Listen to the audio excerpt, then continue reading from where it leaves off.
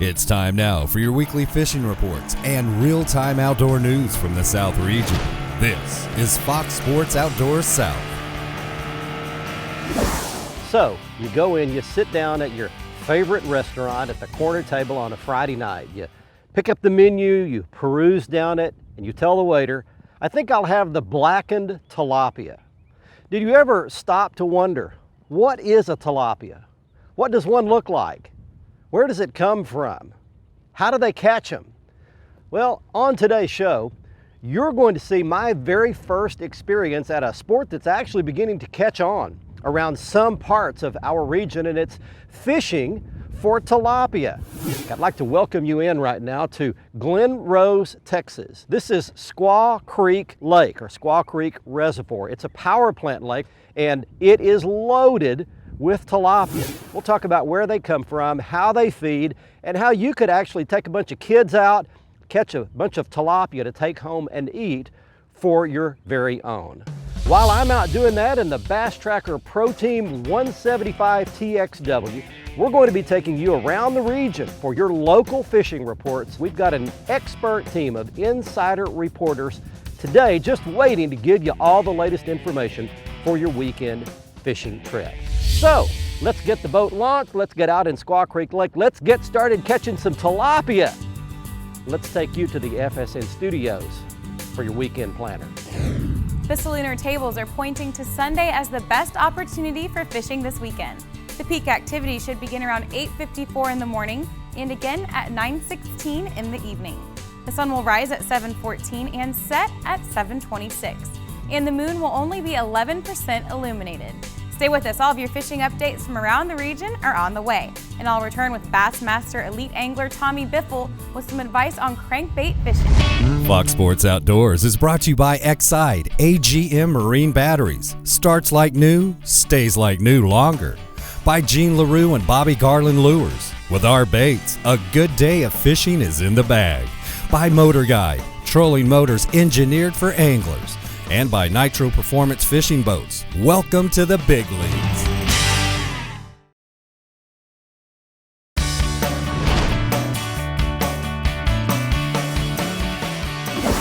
Bye. Got him. Look at that big dude. There's a tilapia right there. There we go. That'll get it started just to show you what one looks like. Hey, welcome back everybody. Fox Sports Outdoors today. Doing something very unique. Catching tilapia. And that's a good one right there just to get it started. Let me tell you just a little background of these fish. They are a non-native species. They're not from the United States at all, not from America. They're actually from Africa. And there are over 100 different species of tilapia. This particular species that lives in the lake we're on today, which is Squaw Creek, is a blue tilapia.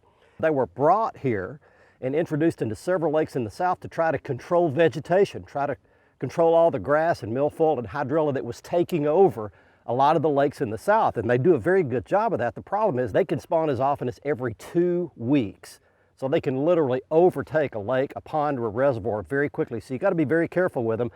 Here at Squaw Creek, the rule is, the law is, that you may not throw these fish back. You either have to keep them and eat them, which they're fantastic eating, or you got to just throw them up on the bank and kill them because it's illegal to release the fish back into the lake. We are going to keep fish. I'm going to tell you some more about the fish you should keep and eat and the ones you might want to have second thoughts about. We'll talk to you about that here in just a little bit. Right now, though, this one goes in the live well.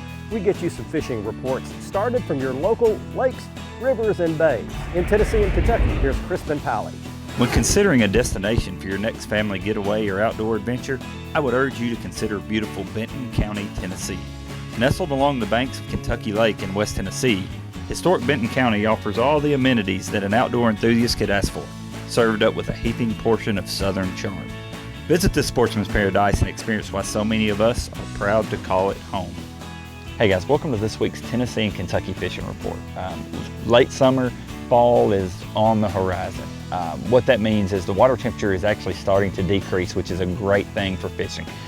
It's really jump-started the bait fish movement from the main river onto the main lake flats and even into the backs of the creek. So right now the key is bait fish. If you're bass fishing, look for bait fish on main lake flats and in the backs of creeks that have grass. You can find them with your electronics in the ditches, or you can even find them just visually on a calm day where you can see them, the bass pushing them around, or the bait fish kind of working the surface.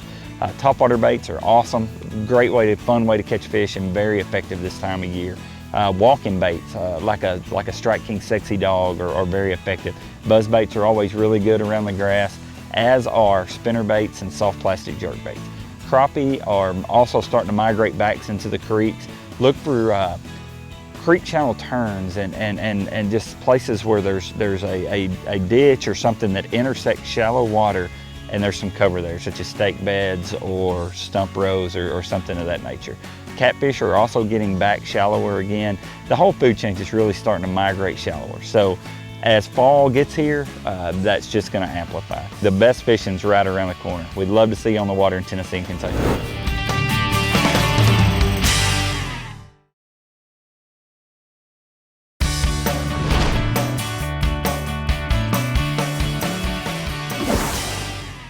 Here's a bite right here. Got one. Another tilapia. Oh, that one's got real bright blue fins. Yeah, there we go. Blue tilapia. Hey, welcome back, everybody. You're on Fox Sports Outdoors today, and we're doing something we've never done before. A little tilapia fishing for you right there. That's a nice specimen right there. These are tropical fish, and they cannot live in cold water. The hotter the water, the better they like it. That's why they like power plant lakes. Squaw Creek, where we are today, is a power plant lake, and the water here is artificially warmed. So these fish, particularly the blue tilapia, are a little bit tougher. They can actually live in a little colder water than some of the other tilapia species.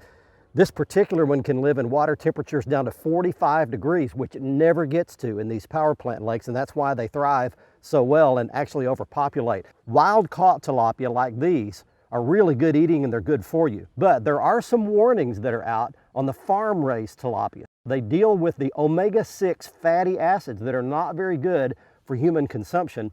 And there are some reports that say these farm-raised tilapia are extra high in that omega-6 fatty acids. So you may want to go make a determination for yourself after reading some of the reports as to whether you want to eat the farm-raised fish or not. But these are the wild-caught ones, and they are absolutely good to eat, and we are keeping a bunch of them today. We're going to fillet these up. Hey, let's get you some more fishing and lake reports right now. Let's go to Bob McNally with your saltwater report for Mississippi, Alabama, and Georgia. This part of the program is brought to you by the state of Mississippi, where great fishing with guides like those from Sure Thing Charters and accommodations like those found at Baytown Inn, both in Bay St. Louis, make a Mississippi outdoor adventure a trip of a lifetime. Well, you have to probably live along the coastal south to feel it, but there's cool mornings right about now, and that's the sign of fall fishing is here to stay. School's in session, and a lot of people are taking their vacations, and there's not as many people on the coast, and it's a great time to be fishing right now. I was talking to Patrick Garmison over in Alabama, who is absolutely tearing up the speckled trout. You might remember Patrick was with our host a couple of weeks ago, catching trout around the oil rigs in Lower Mobile Bay, and that fishing is still red hot. He's catching fish from dawn till about 7 a.m. These are speckled trout in 12 to 15 feet of water around the oil rig structures in the middle and lower bays. He's catching them with live shrimp and split shot. After about 7 a.m., Patrick tells me he's catching lots of Spanish mackerel and plenty of white trout. Lots of white trout in the bay, and they're great to eat when they're fresh. He's been catching some good-sized trout, 2 to 4 pounds, around the Mobile Bay Causeway. There's not a lot of fish, but they're big, and he's using live pogies. He fished there with his son Cooper, and they caught a really nice bag of trout.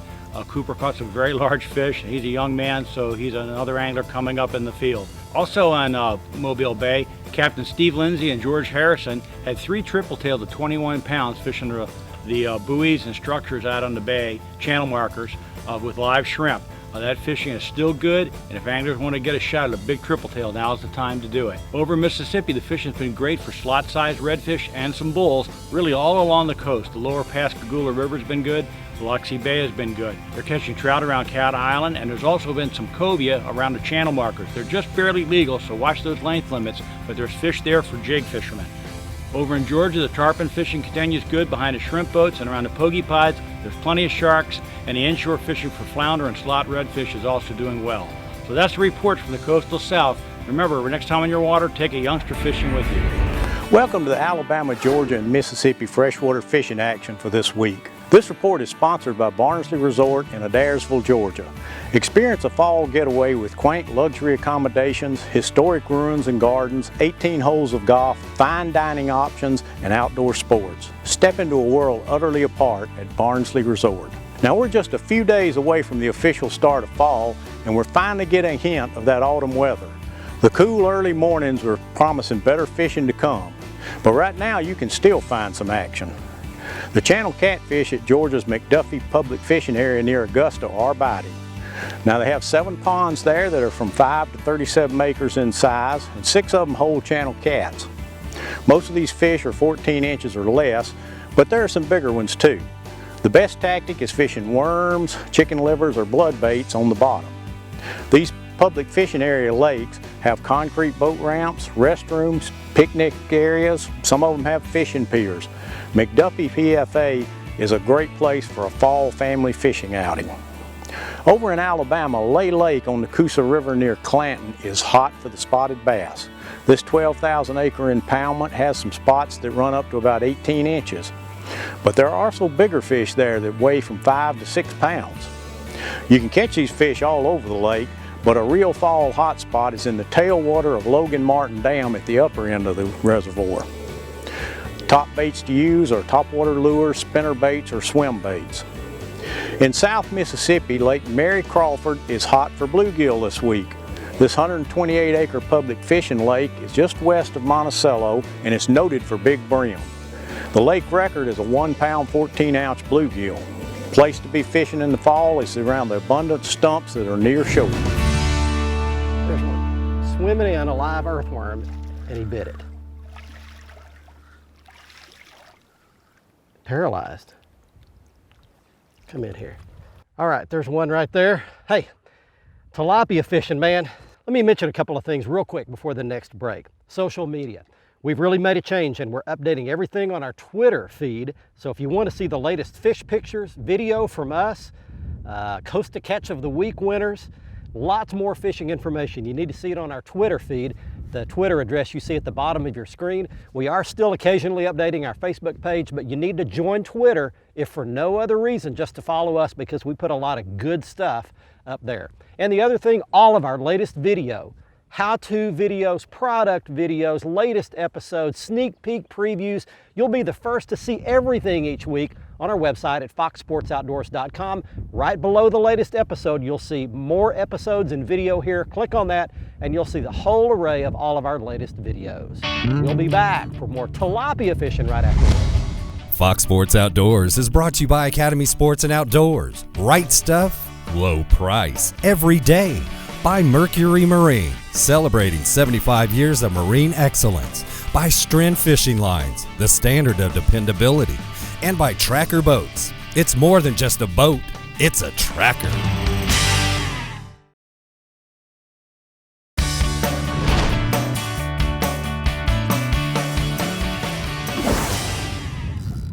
Got him. Whoa, whoa, baby. What a fight, man. You get you some light tackle, little Stren fluorocast 6-pound line. And they are a blast. Look at that dude. Look at the color on this fish. That's a blue tilapia, believe it or not, even though he's kind of a pink color. But what a great fight. These fish, if you read about them online, they're represented to be vegetarians. I can promise you that is absolutely not true. We've seen these fish today blowing up on schools of shad. They're little bitty tiny shad just roaming in herds all throughout this flat in here. And these tilapia have literally been schooling on those, killing them, and then eating them. They absolutely are not vegetarians. Also, we've had several boats around here that have been catching them on little spinners and little plastic grubs. So you can catch them on artificials. Now, I've been catching them on live earthworms, and also I've got some friends that have been catching them on dough or bread. Light spinning tackle is perfect for these. These particular fish are holding a foot or two off the bottom, so I'm throwing it out on a little split shot, letting it go down and gently lifting it up and trying to hold it about a foot off the bottom, and that's where they're biting it. All right, we've got tilapia working today and teaching you how to catch them. And right now we're gonna get you some more fishing and lake reports. It's Carolina's time, north and south, fresh and saltwater. Here's English Club.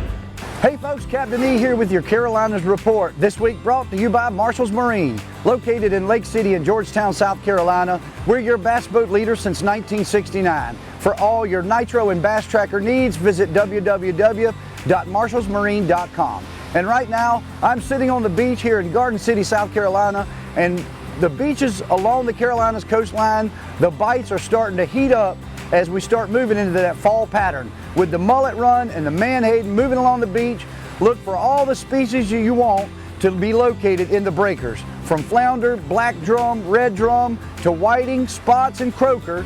Get out with a double rig and some great bait and set up along the beach and have a good time catching fish. And the offshore side of things, the wahoo bite continues to heat up. Get ready for some of the biggest wahoo of the season, and don't forget to sign up for the Martini's Hookahoo Tournament coming up in October and November. And also, let's move in a little closer to shore where the king mackerel and Spanish mackerel bite continues to increase. Ocean Crest Pier reports great catches of large Spanish mackerel and king mackerel right off the pier there.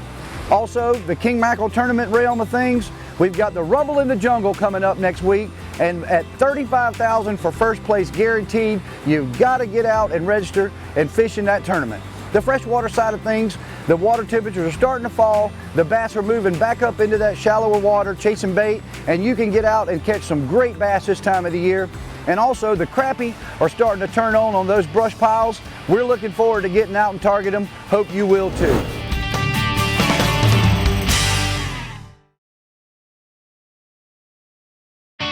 Fox Sports Outdoors is brought to you by Costa Sunglasses. See what's out there. By Luz, setting a new standard in fishing performance.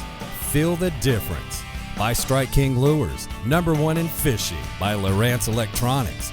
Find, navigate, dominate. Welcome back, everyone. It's time for the Ask the Pro feature, where viewers get expert insights from professional anglers. This week, Mike asks, is a low gear ratio really better for fishing a crankbait, or is that just a sales pitch? For the answer, we asked Bassmaster Elite Angler Tommy Biffle. No, a low gear ratio reel makes it a lot easier, like a 10XD or a DD22 makes it a lot easier to reel. So, you know, I prefer 5-to-1, 5-to-3, somewhere like that on those big crankbaits. Thanks, Tommy. If you want some help from one of the pros, go to foxsportsoutdoors.com and follow the Ask the Pro link to submit your question. Now it's time for someone to win a new pair of sunglasses on the Costa Catch of the Week. This week's winner in the Costa Catch of the Week contest wins a free pair of Costa sunglasses. And he is Joseph Dahm of Ocean Springs, Mississippi. Look at this fantastic photo. This is a 105-pound Warsaw grouper caught in the Gulf of Mexico, 80 miles south of Ocean Springs, Mississippi. This fish broke off twice. He landed it on the third try, and it still had both lures in its mouth. If you would like to enter the contest, all you have to do is go to foxsportsoutdoors.com, and if we select yours, you'll win your choice of any new pair of Costa sunglasses. Now you can see all of the Costa frame and lens styles at their website. You get there by going back to the front page of our website and clicking on the Costa logo. They're all displayed there, including the great frames and lenses that I was wearing on this week's episode. The frames are called Cabalito. Next up, it's the Academy Sports and Outdoors Right Stuff feature, the right gear if you want to go catch tilapia at a lake that has these fish near you. Two different ways that we use to catch them today. First of all, a slip bobber rig, and it begins with a little chartreuse line tie that acts as a bobber stop, and then the bobber comes up against that so that you can control your depth. And then below that, you have a little split shot that we have actually clipped onto the line, and below that we use a tiny little hook. Even for these big tilapia, this is just a little perch hook. I think it's maybe a number 2 or 3. The other tools you'll need are earthworms, just a regular styrofoam package of earthworms. You can buy that at most any bait store or sporting goods store. And then a package of bread, or I used rolls, and all we did was just moisten those a little bit, form them up into a dough ball. You can catch them on bread, earthworms, or as we saw today, they'll bite a wide variety of little, small artificial lures like a Bobby Garland, baby shad, or slab slayer would work perfectly, or a little small inline spinner. There is a swelling controversy surrounding the red snapper fishery in the Gulf of Mexico, and in case you haven't heard about it yet, and you will, it surrounds the current 9-day red snapper season in June with only a 2 fish per person per day bag limit. There was an article published recently by the New Orleans Times-Picayune that interviews the nation's leading expert on red snapper in the Gulf. His name is Dr. Bob Shipp. Authorities agree he's the man when it comes to red snapper expertise. Dr. Shipp's research indicates that there's no shortage of red snapper in the Gulf at all. In fact, quite the contrary. The population is higher than it's ever been due to extensive habitat placed in the Gulf since the 1940s, including oil platforms and artificial reefs. 17,000 of them off the coast of Alabama alone hold an estimated 20 to 25 million pounds of red snapper. Now, the Magnuson-Stevens Act of 1976 and was revised in 96 is a federal document that controls the annual quota of red snapper that can be harvested, thus the ultra-short season and the small bag limits. Dr. Shipp advocates that red snapper be taken completely off the list of controlled species and turned over to the states or to the already successful Gulf States Marine Fisheries Commission. Now that is a co-op between the 5 Gulf states to regulate fishing along the entire Gulf Coast. I just returned from a tour of all 5 Gulf Coast state fisheries, and every charter captain I talked to said this law is hurting their business needlessly. So it's time to change it. You can have input by attending a meeting of the Gulf of Mexico Fishery Management Council. They make the recommendations to the federal fisheries policy. You can find the meeting schedule online at their website at the web address you see on your screen. And you can read the article quoting Dr. Shipp at our website at foxsportsoutdoors.com. Your voice counts, and you can play a role in making some sense out of a senseless situation. Hey, I hope you enjoyed our trip today to Squaw Creek Lake in central Texas near Glen Rose, catching tilapia. There are tilapia in lots of reservoirs, many of them power plant reservoirs, and some ponds and small lakes across the entire South. You can have a great time catching these fish, great table fare, and you can take some invasive species out of our public waters.